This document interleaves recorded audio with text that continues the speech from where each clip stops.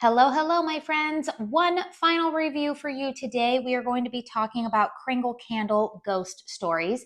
This is the sixth and final candle that I will be reviewing as part of the Boo Crew collection, which will be launching next Friday, August 15th at 12 p.m. Eastern Standard Time. So that is noon on the East Coast. So you will want to make adjustments depending on where you are in the country.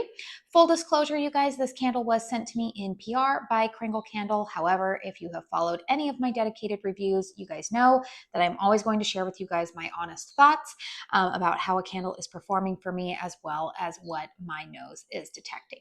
So before I get into the meat of this review, you guys, I did want to let you guys know of an update I recently received. I posted about it in the Kringle Facebook group, but just in case you're not on Facebook or Instagram or anything like that, our marketing contact at Kringle did give us an updated, just updated information that for this launch, for the Boo Crew, purchases are going to be limited to one per fragrance. The only exception being Lil Devil, since it is available in two separate packaging options with the cat or the puppy. You will be able to purchase one cat and one puppy. But otherwise, with the Boo Crew, it is going to be limited to one fragrance per purchase there. So wanted to let you guys know on that because they know that they are anticipating that this one is probably going to sell out. And I think that they're just trying to even out the playing field there to give more people the chance to get their hands on these candles. Second update that I wanted to give, which I will touch on when I do the reviews for this collection next week, is that the price of the Spellbound candles has been reduced from initially they were going to be $30. They have brought the pricing down on those to $25. So I will be covering that collection next week, but did want to give you guys a little bit of a heads up if you are trying to if you're just trying to budget for this next drop. Okay, let's go ahead and talk about Ghost Stories. So this is one of their ombre jars. We've got this really cute packaging here, that little black cat, reading some of these stories to these puppies. They all look like they are dressed up for Halloween. Again, translucent ombre jar going on here with the black, the black packaging going on. This is 22 ounces of 100% soy wax. This candle will retail for $34. So let's go ahead and get into the fragrance notes on this candle. We have top notes of spicy pink pepper, aromatic juniper, fresh orange blossom. Mid notes, woodfire clove, smoky guaiacwood, roasted chestnut. Base note of balsamic amber, blonde woods, and warm vanilla bean. Okay, pour date on this, July 15th, 2025. We're going to talk about that in just a moment. Here's the thing, you guys. If you caught my my cold sniff impressions video when I went over all 6 fragrances last weekend, you guys will know that this was actually my favorite fragrance of the entire collection. I will give you guys my updated ranking at the end of this video, so that way if you're wanting like my preferences, I know I've already let you guys know that this is in the top 3 of the candles that I enjoy, but I really, really liked this fragrance. And I told you guys when I was sniffing that candle that this bears a lot of similarities to my nose as Bath & Body Works Marshmallow Fireside. Is it a dupe? No. Do I think that it's maybe a little bit more... It's got some uniqueness, I would say, from Bath & Body Works Marshmallow Fireside, but I would say that this fragrance, or let me back it up. Last year, when Kringle released their fragrance Warm and Toasty as part of their fall 2024 collection, I think a lot of people saw that fragrance and thought, oh, this is going to be their take on Marshmallow Fireside, because in the previous year, they did Leaf Peeper, which is very similar to leaves.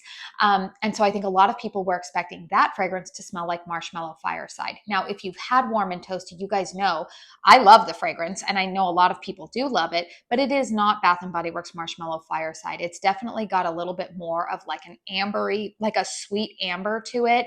The marshmallow note is present, but I feel like the amber note is a little bit more present than that smoky kind of hearthside type of vibe. There, it is going on in that fragrance.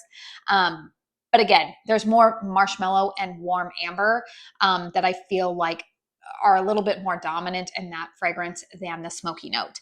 This fragrance, I am going to tell you, is a little bit more, this is missing that like super sweet amber note that is in warm and toasty. So I feel like this is warm and toasty with the amber note kind of removed. Now, is the amber note completely gone? No. There is a balsamic amber that's in the base note here, and they say some blonde woods. This one has a little bit more woodsy, not in a cologne way, but like an authentic kind of, I don't even want to say like firewood because I don't even smell anything super charred in this fragrance, but this is definitely more of like a sweet hearth side fragrance. And again, I would just say that to me, of all of the Kringle candles that I have tried, this is the one that if you are a fan of Bath & Body Works Marshmallow Fireside, but you're wanting a soy wax, if you're wanting, if you're liking how Kringle's candles burn a little bit better and you're looking for another brand to get that fragrance, this is so far the closest one that I've seen Kringle do. It has that balance of like a sweet vanilla fragrance in there. And the vanilla definitely reminds me of like a marshmallow. It's funny, they don't mention marshmallow in here, but I think it might be that warm vanilla bean in the base note there. And oddly enough, I think maybe it's like some of that roasted chestnut and the Woodfire clove. There's a little bit of, like, it's not even like spice like cinnamon or anything like that, but I do think that the clove and the what is it, the chestnut coming together, as well as that top note of the spicy pink pepper coming together, that I think that it's giving a warmth that is a gourmand type of warmth. It does kind of remind me of like a toasted marshmallow. You wouldn't really think that those fragrance notes would come together for that, but that's definitely what my nose is detecting here. And I really like the fragrance, you guys. So again, if you're a fan of Bath & Body Works Marshmallow Fireside, this is not an exact dupe, but very similar. I would say that like most people would walk into the house, that if you've enjoyed that fragrance and if you smelled this, you would be like, oh, is that, I wouldn't say that you would say like, is that Bath & Body Works Marshmallow Fireside, but you would have an appreciation for this because it is within the same fragrance family. I like the scent. I like it a lot. But also, if you're somebody who doesn't like that fragrance, then this is probably not going to be for you. Let's go ahead and talk about the performance of this candle. So I'm going to go ahead and turn it around here. I have actually had this candle lit for about 4.5 hours now. We've got some pretty tall flames going on right now. I've probably had this lit a little bit longer than necessary. You can see the wicks are accumulating a little bit of carbon residue there at the end. I do trim the wicks on this one, but make sure not to trim them too short. Nice wax pool we've got going on there. Okay, you guys, strength and throw on this one. So far for me, I'm going to tell you guys, I'm going to give this one about a 6 in terms of strength and throw. It performs a lot better in a closed concept. Now, the other night I did have it burning out in my living room, and I actually left to go do something with some girlfriends. Cody was home, my kids were home. So when I returned home, this was one of those fragrances that like, it didn't exactly greet me at the doorway, but like once I walked a couple of feet into the living room, I could smell it. So that's why I'm giving it a 6. It was detectable, but not necessarily right there in my face. So I think that this one performs a lot better in a closed concept. Today, I've been burning this in my daughter's bedroom, and I've also burned it in my master bedroom. Personally, this is a fragrance that I enjoy as an evening burn, more so than a daytime burn. I was pairing it with Warm and Toasty the other night. This morning, I've been burning it with Lil Devil. That's been like a nice little combination. I've also been burning it with Inner Fire from the Spellbound collection. You know, you can come up with a variety of fragrance combos. This one also burns really nicely with Boo Hoo. But here's the thing, you guys, the performance is not super, super strong on it. I would like it to be a little bit stronger. Now, remember when I mentioned the pour date on this candle? This is what I kind of like want to kind of give you guys a synopsis here of all of the candles that I've reviewed here, because I think you're catching on to a theme with most of the candles that I have reviewed for this collection. Bobbing for Apples has been the strongest performer. The rest of them have all been a little bit lighter in terms of strength and throw than I personally would love. Now, part of me is wondering if that is because these all have a pour date of July 15th.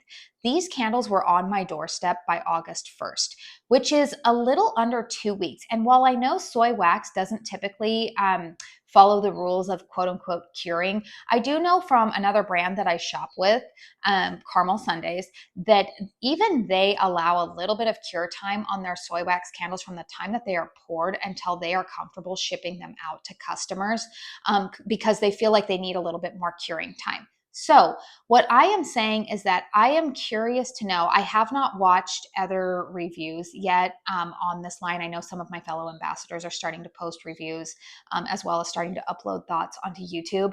But I am wondering if the reason why I'm not getting as much oomph from these candles right now is because I feel like they were just poured too close to the time that, like, I'm wondering if there wasn't enough curing time. So a lot of these candles, what I'm going to do is I am actually going to set them aside, and see, for more of like the deeper into fall holiday seasons anyways, and see if I get some greater strength and throw. But that being said, I am going to be really curious to see, when these candles launch. We're still another week out from the launch. And then by then, we know that they are inundated with shipping right now. So a lot of these candles, you guys, I feel like by the time a lot of you guys get your hands on these candles, they're going to be almost, they will be over a month old in terms of curing. And I do wonder if you guys will have a little bit different experience. But overall, you guys, what I do want to say is that I do think that I might want to purchase one more of these, just because, spoiler alert, I did purchase a warm and toasty in the 4-wick, and I feel like this one complements that scent so well. This is a fragrance that is totally within my fragrance profile. I honestly could see myself repurchasing this fragrance as well as Lil Devil. Boo-hoo, maybe. So let me go ahead and just give you my ranking of like number 6 for me. I will say number 6 for me is, what is it? The Scary Movie Night. I'm not afraid fan of the popcorn candle. Coming in at number 5 is going to be Howl at the Moon for me. That one really, really struggled in performance for me, but also the fragrance is not really something that I really feel like I need in my collection. Number 4 is probably going to be Bobbing for Apples. Very, very sweet candy fragrance to me. Number 3 is Boo Hoo. And then honestly, you guys, I would say